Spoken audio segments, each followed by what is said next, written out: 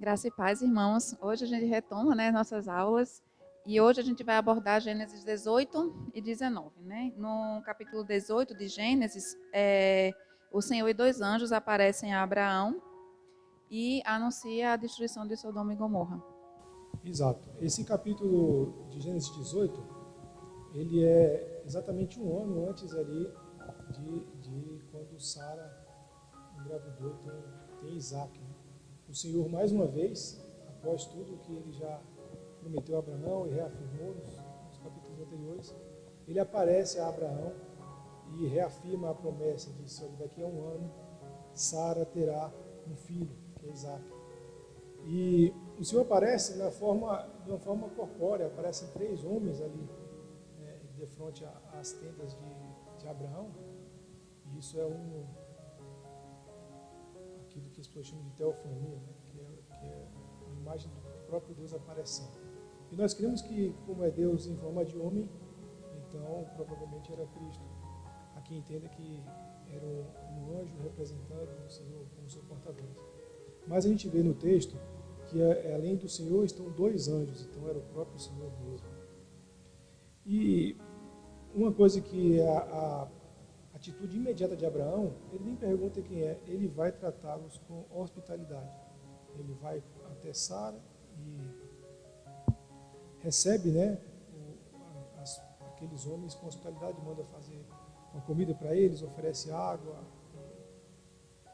Isso, Abraão está lá num lugar chamado Manre, debaixo de uns carvalhos em Hebron, que é lá na terra de Canaã, onde ele vivia. Essa lei da hospitalidade era uma lei da época, onde muitas pessoas viviam como nômades, tribos e clãs nômades, e realmente a hospitalidade era necessária. Então existia meio que uma lei da época onde você tem que sempre hospedar o estrangeiro que chega, né, no seu clã, na sua cidade, no seu acampamento, porque pode ser você da próxima vez. Né? E a gente vai ver bastante isso nesses episódios do Antigo Testamento, onde as pessoas tratam o estrangeiro que se hospeda na sua casa assim como alguém extremamente valioso e dão de tudo para ele, né, para protegê-lo mesmo. E então, assim, isso aqui a gente já começa com a questão da hospitalidade, né, que é um dever de todo cristão. Está lá em Hebreus 13. 13, 1 e 2 falam: Seja constante o amor fraternal, não negligencies a hospitalidade, pois alguns, praticando-a, sem o saber, acolheram anjos. No caso, Abraão sabia quem ele estava acolhendo, né? Porque até no capítulo 18 fala assim: Apareceu o Senhor a Abraão, nos carvalhais de Manre. Isso. Então, quer dizer, está aí essa questão da hospitalidade e da aparição do Senhor para Abraão, mais uma vez reforçando a promessa. A gente vê que Abraão aqui ele já estava com 100 anos, Sara com 90, né? Sara com 99. Abraão com 99, né? E Sara 89, né? Com 100 anos, dali a um ano foi quando Isaac nasceu. E a gente vê que Deus, ele tem o controle de todas as coisas. Não importa se a mulher já não tinha época de ter filhos e tal, ele faz esse milagre. E todas as promessas do Senhor, os planos dele, não são frustrados porque ele está no controle de todas as coisas. E aí uma coisa interessante é que o Senhor, além de reforçar a promessa para Abraão, ele diz assim: eu não vou esconder de Abraão o que eu tenho para fazer. E ele vai e conta para Abraão sobre os planos dele para a cidade de Sodoma e Gomorra. Lembrando que o sobrinho de Abraão, Ló, morava lá em Sodoma. E a justificativa que Deus dá para revelar a Abraão essas coisas diz assim: porque eu, Gênesis 18, 19, porque eu o escolhi para que ordene a seus filhos e a sua casa depois dele, a fim de que guardem o caminho do Senhor e pratiquem a justiça e o juízo, para que o Senhor faça vir sobre Abraão o que tenho falado a seu respeito. Ou seja, Abraão cumpriu, né? Como está lá em Hebreus 11. Hebreus é o livro que é a chave para a interpretação desse episódio de Gênesis, né? O que é mais interessante aqui é que quando ele reforça, ele reafirma a promessa que ele fez, né, para Abraão e Sara, ele sabe que Sara duvidou, né, da promessa, né? Ela se riu, né? Mas Deus, já, ao mesmo tempo que ele leu o pensamento, ele abriu a madre e falou para Sara: acaso há impossíveis para Deus, né? E isso é uma frase que sempre se repete na Bíblia, né? Há algo muito difícil para o Senhor. E nessa questão, quando ele fala, nesse versículo que Gabriel leu, o que chama a atenção é que, na época, as famílias elas proviam a educação dos seus filhos. Né? Por isso que ele fala, porque eu escolhi para que ordene a seus filhos e a sua casa depois dele, a fim de que guardem o caminho do Senhor e pratiquem a justiça e o juízo. Ou seja, Abraão deveria educar os filhos, né, nos ensinamentos do Senhor, a seguir o Senhor, a temer ao Senhor e a guardar a aliança, né, a aliança de Abraão. E a gente vê essa referência o tempo inteiro, né? Isaac, o Deus de Abraão, o Deus de Isaac, o Deus de Jacó. Sempre nesse sentido. E lá em Hebreus eles referem o quê? Né? Que Abraão cumpriu essa ordem de Deus, né? De educar os seus filhos no caminho do Senhor. Porque em Hebreus, como o Gabriel falou, né? Que é a galeria dos heróis, né? A galeria dos heróis da fé. Lá está dito que Abraão e os seus descendentes, né? Guardaram essa aliança do Senhor. E então, quando o Senhor revela a Abraão, ele está mostrando ali o quê? Que Abraão é um profeta. Sim, exatamente. Ele fala, quando ele diz assim, será que eu vou esconder de Abraão o que eu estou prestes a fazer, né? Porque o juízo sobre a cidade de Sodoma e Gomorra estava se aproximando e da mesma forma que Deus sempre revela o que vai fazer aos profetas, né? Isso mostra que Abraão também era considerado um profeta, né?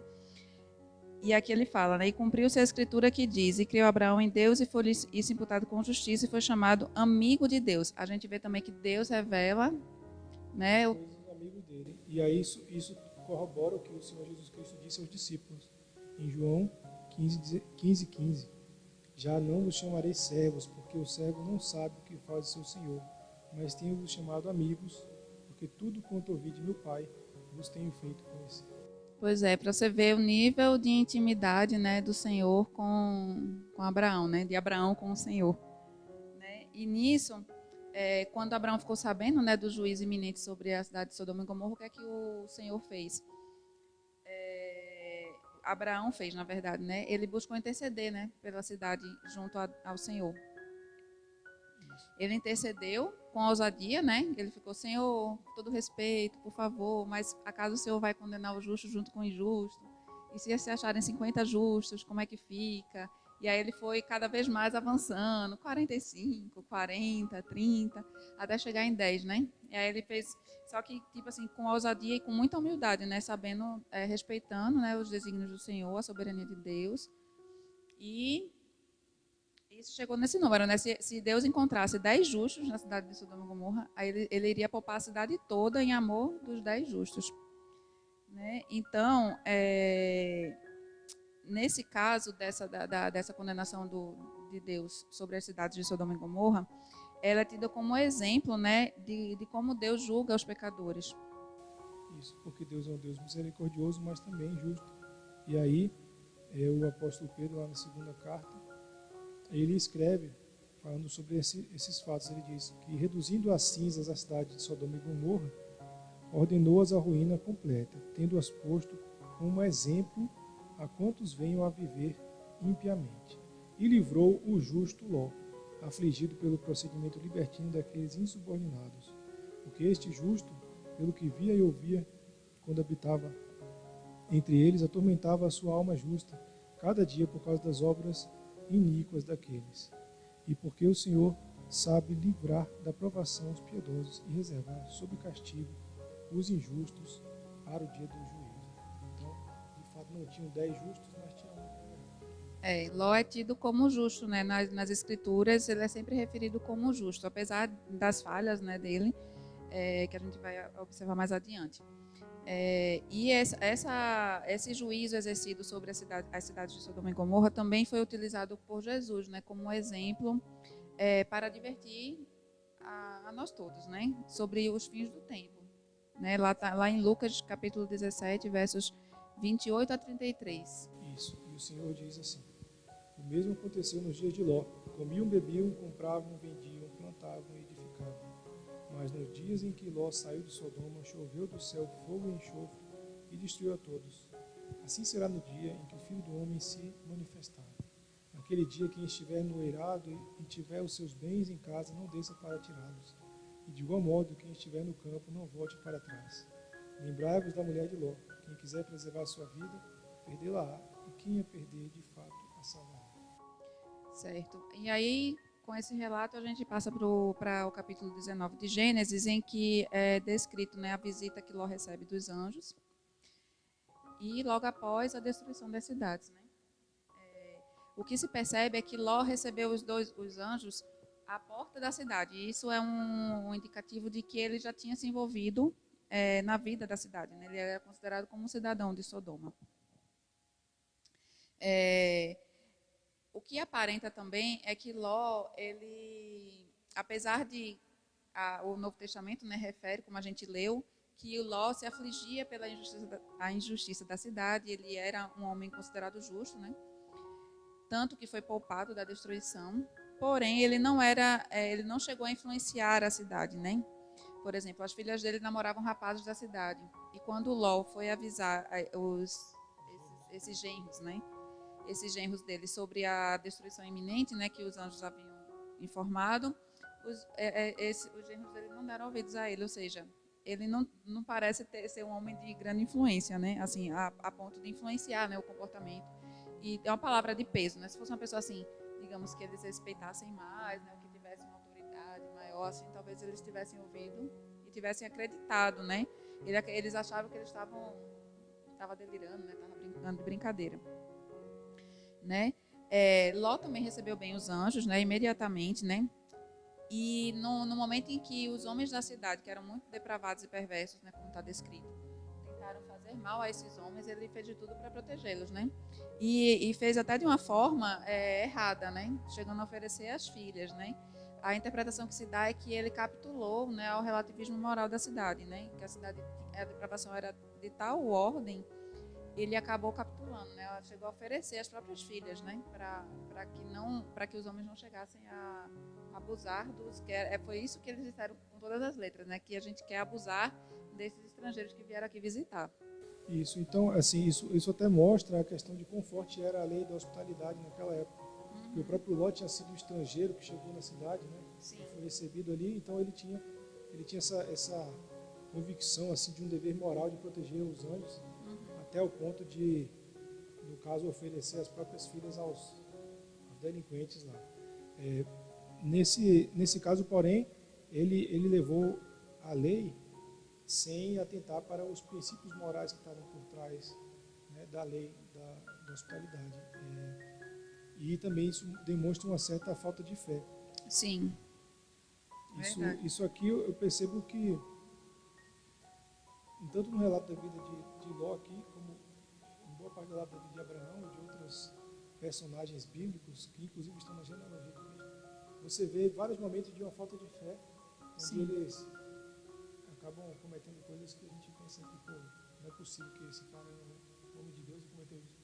E mostrando aí que, na verdade, a misericórdia, ela vem de Deus, não depende de nada que a gente faça, né? Mas a fé é um dom, né? E os episódios de fé dessas pessoas, de demonstração de fé, pela graça de Deus, né, que Deus concedeu, superou, né, esses deslizes, digamos assim. Assim como a gente espera que aconteça nas nossas vidas, né? Quando nossa fé fraqueja, Deus nos dá graça para a gente ter fé, uma fé maior ainda. E a Bíblia também nos exorta, né, a pedir mais fé, né? Ele diz assim: peça fé que Deus dá liberalmente. E tanto sabedoria quanto fé, nós somos incentivados a pedir diariamente a Deus, né, para que ele dá liberalmente. Pense uma oração certa de ser atendida é essa. Os homens da cidade de Sodoma e Gomorra, eles eram devassos, violentos, né? E eles foram repreendidos por uma cegueira temporária. No momento em que eles estavam já invadindo, quebrando a porta de Ló para invadir, os anjos feriu todos de cegueira, né? Eles saíram, e mesmo cegos, eles ainda tentaram tatear, né? E eles ainda iam tentar fazer a maldade, mesmo cegos. Ou seja, para você ver, parece meio que o tipo de repreensão que é relatado em Apocalipse, né? Que mesmo diante recebendo todo o juízo de Deus, as pessoas não vão glorificar a Deus, né? Ainda vão blasfemar contra Deus. E aí isso também mostra, né, em outras passagens da Bíblia que explicam o nível de devassidão dessas duas cidades, mostra que esses eram homens adúlteros, eles cometiam muitas violências sociais, eram mentirosos, soberbos, né? E isso mostra pra gente que o pecado sem arrependimento, né, ele leva ao juízo inevitável.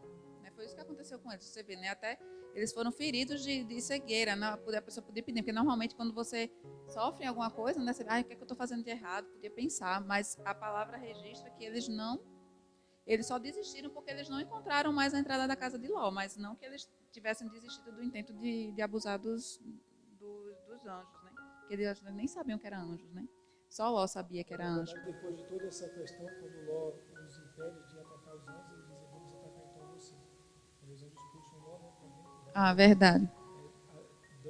deixam as pessoas cegas ali e fecham a porta da casa de Ló. Meio que um fechamento sobrenatural da porta onde ninguém poderia Abrir, mesmo que encontrasse. Isso demonstra também, como é o nome? A soberania de Deus, né, de proteger, né, os seus.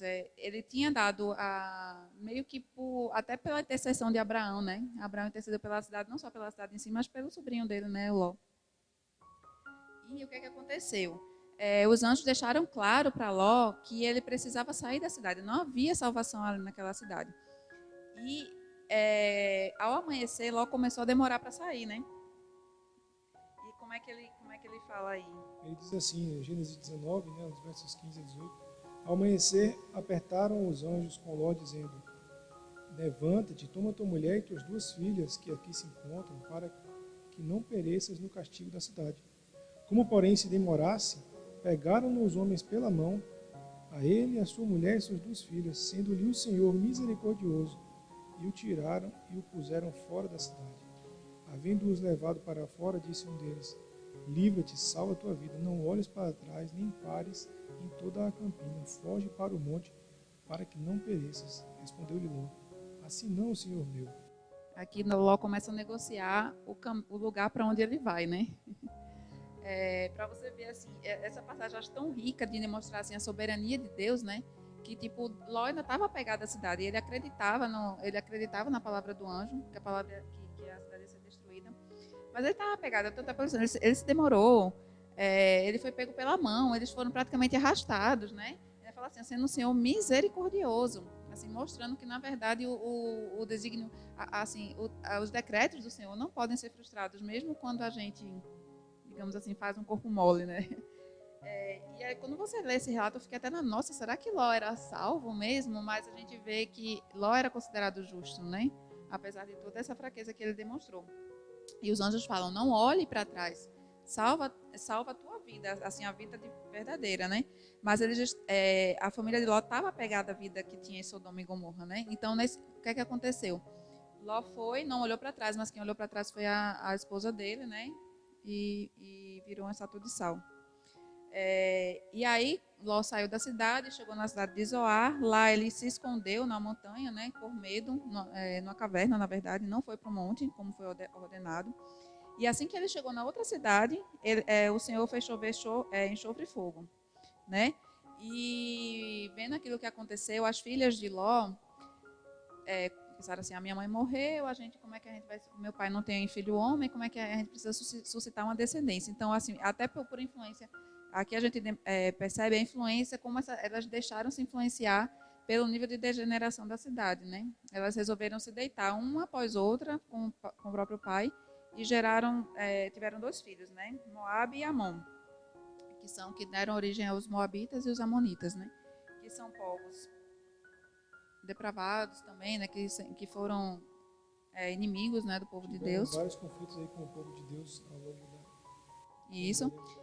E pela misericórdia de Deus, da descendência de Moabe veio Ruth, que a gente sabe que Ruth casou com Boaz, e Boaz, né, gerou Obed, e Obed gerou, e Jessé gerou Davi, ou seja, Ruth, pela misericórdia de Deus, mesmo sendo a descendência de Moabe, ela está na genealogia de Cristo, né? Não pela linhagem dela, mas pela linhagem de Boaz.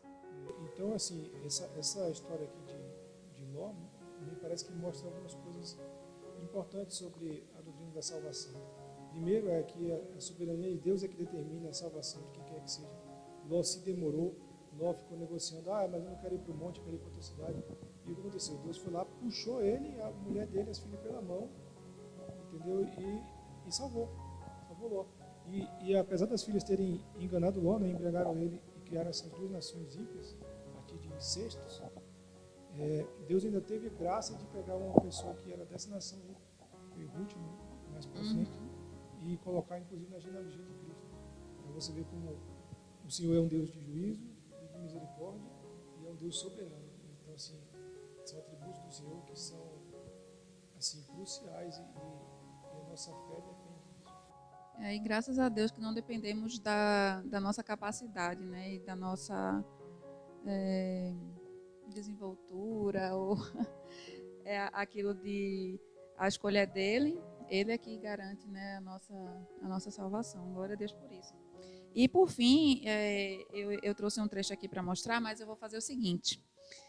Eu vou dar a dica de vocês, quem quiser aprofundar os estudos de Gênesis, esse livro aqui é muito bom e ele traz evidências científicas, né, e históricas, até provas históricas de como a cidade de Sodoma e Gomorra foi destruída. Então, assim, quem assistir essa aula e quiser pedir para a gente numa live conversar sobre esse assunto, aí eu posso ler o trecho, mas eu vou deixar em suspense aqui para provocar vocês.